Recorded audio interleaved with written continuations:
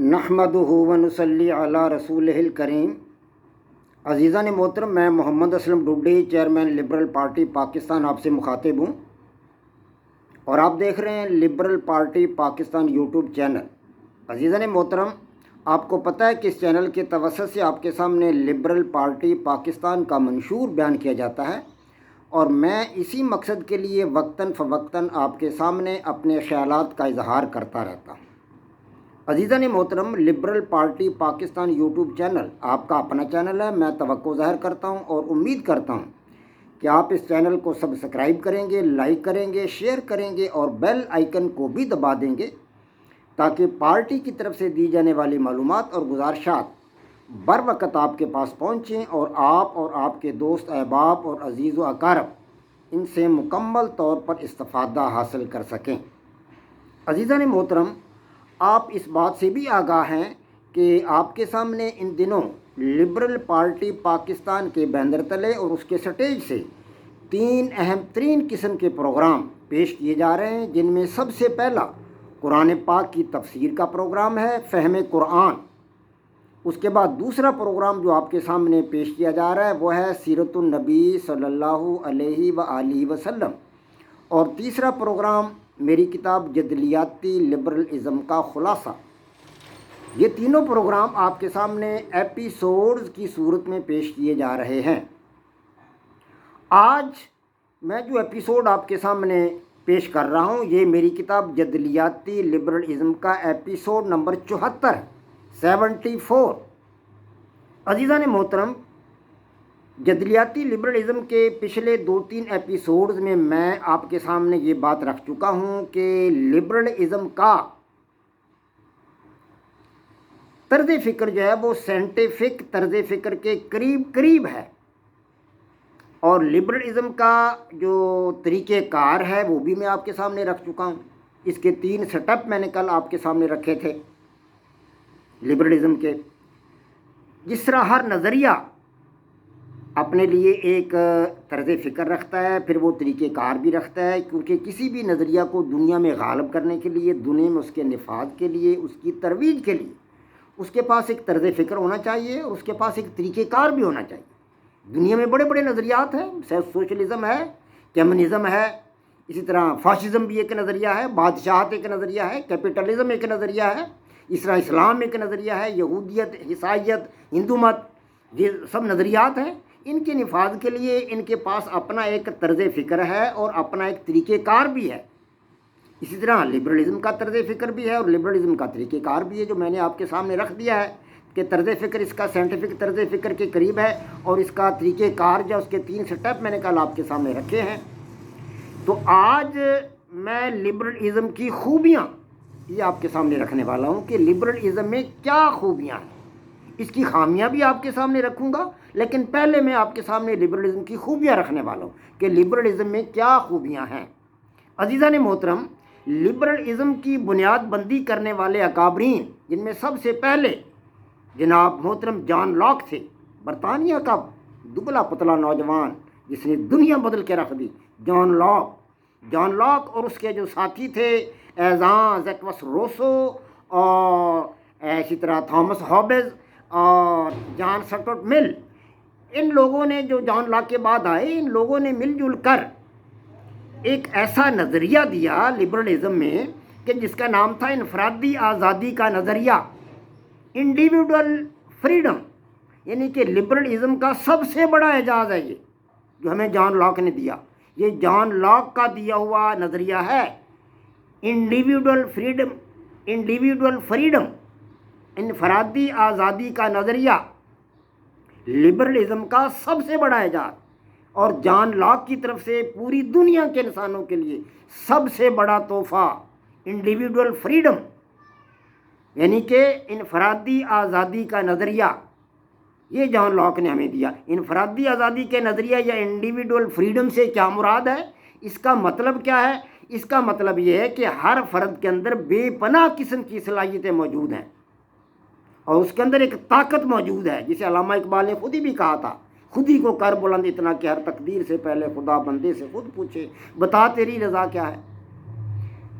تو John Locke نے کہا ہے کہ ہر انسان کے اندر بے پناہ صلاحیتیں موجود ہیں، اس کے اندر ایک طاقت موجود ہے۔ فرد اپنی ذاتی صلاحیتوں کو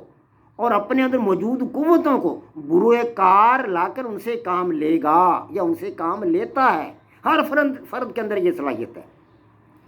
اور زندگی گزارنے کے لیے انجام دی جانے والی جتنی بھی سرگرمیاں ہیں اور جتنے بھی اعمال ہیں ان کا انتخاب اپنی خواہش اور اپنی مرضی کے مطابق کرے گا۔ یہ ہے انڈیویڈول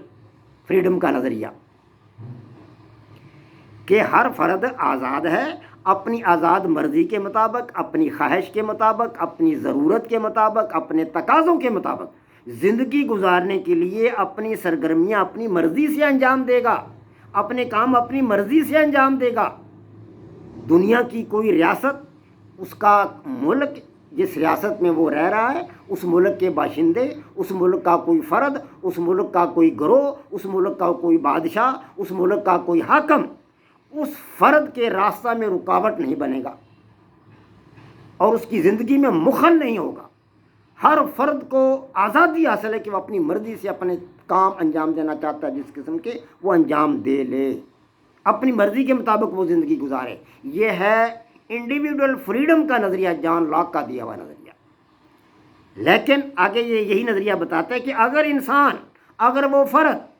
تنہا اپنی ان خداداد صلاحیتوں سے کام لے کر اپنے پاؤں پر کھڑا نہیں ہو سکتا بامر مجبوری۔ بعض لوگ بیچارے اپاہج ہوتے ہیں، معذور ہوتے ہیں، بعض لوگ جسمانی طور پر کمزور ہوتے ہیں، بعض لوگ اتنے ذہین و فطین نہیں ہوتے کہ وہ زندگی کے میدان میں آگے نکل سکے۔ بہت سارے مسائل ہوتے ہیں، تو انسان مسائل میں گر جائے، بہت سارے مسائل سے دو چار ہو جائے اور وہ اپنے مسائل کو حل کرنے کے قابل نہ ہو سکے، اپنے پاؤں پر کھڑا نہ ہو سکے، اپنی دنیا آپ وہ آباد نہ کر سکے، تو پھر کیا کرتا ہے یہ نظریہ لبرلزم؟ ہاں جی، تو پھر یہ کرتا ہے کہ ریاستی حکومت اور سماج دونوں اس کی مدد کریں گے۔ یہ نظریہ ہمیں بتاتا ہے کہ ریاستی سماج اور ریاست دونوں اس کی مدد کریں گے اور اس کو تنہا نہیں چھوڑیں گے۔ ہاں جی، اس فرد کو تنہا نہیں چھوڑیں گے۔ ریاست کی جو حکومت ہے وہ تو پہلے فرد کے شرعی حقوق تو پورے کر رہی ہوتی ہے، اب وہ اس کی مالی مدد بھی کرے گی۔ جی ہاں، اگر وہ اپاہج ہے، معذور ہے، کام کرنے کے قابل نہیں ہے تو اس کو وظیفہ دیا جائے گا، گھر بیٹھے کو وظیفہ دیا جائے گا۔ اگر وہ تندرست بھی ہے اور وہ اس پوزیشن میں نہیں ہے کہ کوئی ملازمت کر سکے یا کوئی کام کر سکے، یا باوجود وہ تعلیم حاصل نہیں کر سکا، تو حکومت وقت کی ذمہ داری ہے، ریاست کی ذمہ داری ہے، لبرل حکومت کی ذمہ داری ہے کہ اسے گھر بیٹھے کو وظیفہ دیا جائے،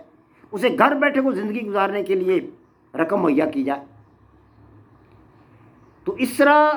جو ہے لبرلزم کا نظریہ جو ہے وہ فرد کی اس قدر حمایت کرتا ہے۔